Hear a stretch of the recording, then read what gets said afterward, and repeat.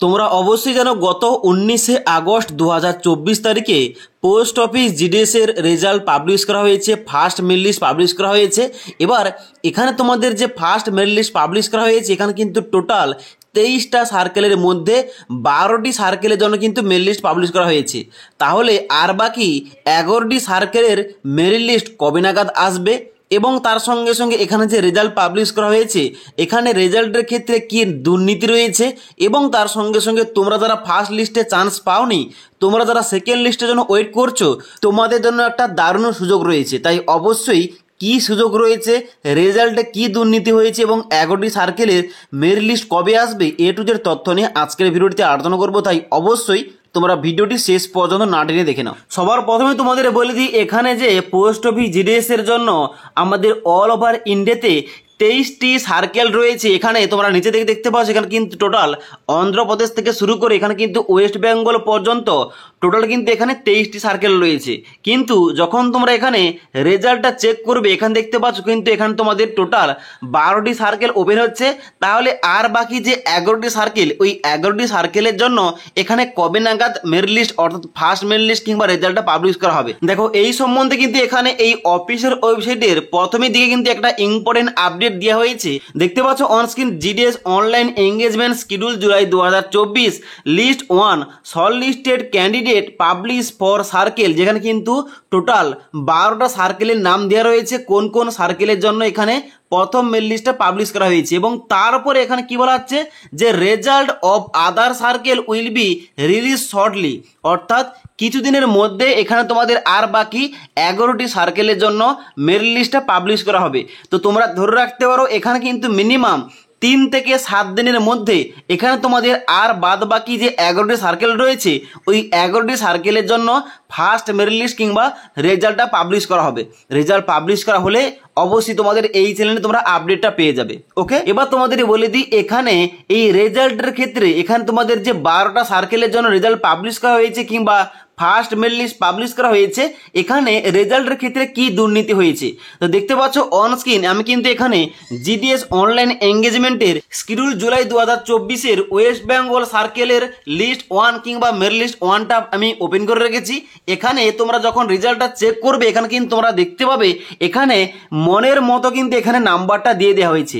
এখানে যেহেতু তোমাদের সিলেকশনটা কিংবা মেরিট লিস্টটা যে পাবলিশ করা হয় ওইটা কিন্তু কম্পিউটার ভিত্তিক হয়ে থাকে, তার জন্য যার মাধ্যমে কি যত বেশি নাম্বার রয়েছে তারা কিন্তু এখানে সার্কেল অনুযায়ী ডিভিশন অনুযায়ী সিলেকশনটা পেয়ে যায়। তাই অনেক ক্যান্ডিডেট এমন আছে এখানে কিন্তু ইচ্ছে করে মাধ্যমিকের নাম্বারগুলো বেশি করে দিয়ে কিন্তু এখানে ফর্ম ফিল আপ করেছে এবং সেই জন্য কিন্তু দেখতে পাচ্ছ এখানে কিন্তু কাট অফটা অনেকটা পরিমাণ হাই চলে গেছে।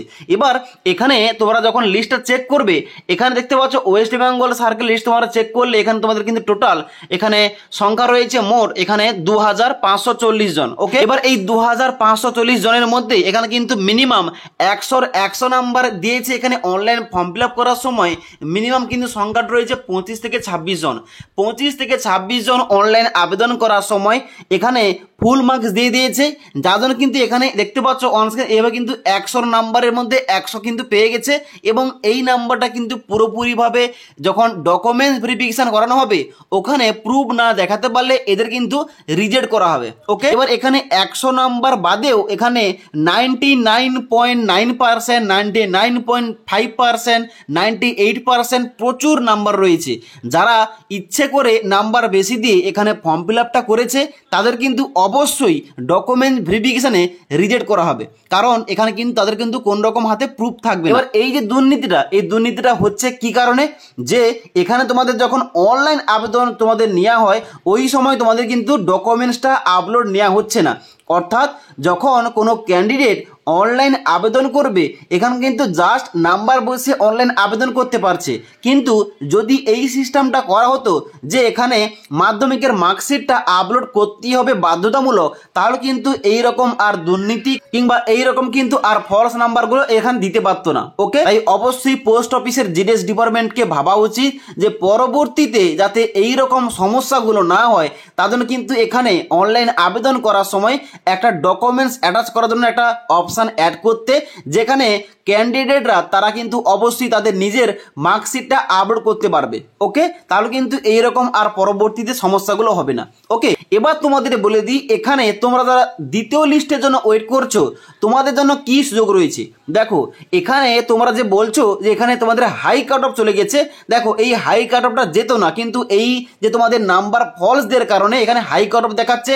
কিন্তু তোমরা যারা দ্বিতীয় লিস্টের জন্য ওয়েট করছো এখানে কিন্তু তোমাদের জন্য ভ্যাকেন্সি বেড়ে গেছে, অর্থাৎ এখানে তোমাদের যে ওয়েস্ট বেঙ্গল সার্কেলের মোট শূন্যপদ সংখ্যা রয়েছে 2540। এবার এই 2540 জনের মধ্যে অনেকেই কিন্তু এখানে ডকুমেন্টস ভেরিফিকেশনে রিজেক্ট হবে। তাই ডকুমেন্টস ভেরিফিকেশনে রিজেক্ট হওয়ার পর যে শূন্যপদ সংখ্যাগুলো তৈরি হবে, যে ভ্যাকেন্সিগুলো তৈরি হবে, সেইগুলো কিন্তু ফিল আপ করার জন্য এই লিস্টের নিচের দিকে যারা ছিল তাদের কিন্তু এখানে ডাকা হবে, আবার সেকেন্ড লিস্ট কিন্তু জারি করা হবে এবং সেকেন্ড লিস্টে কাট অফটা কিন্তু একটু হলেও কমবে। তাই অবশ্যই তোমাদের সবার জন্য দারুণ সুযোগ।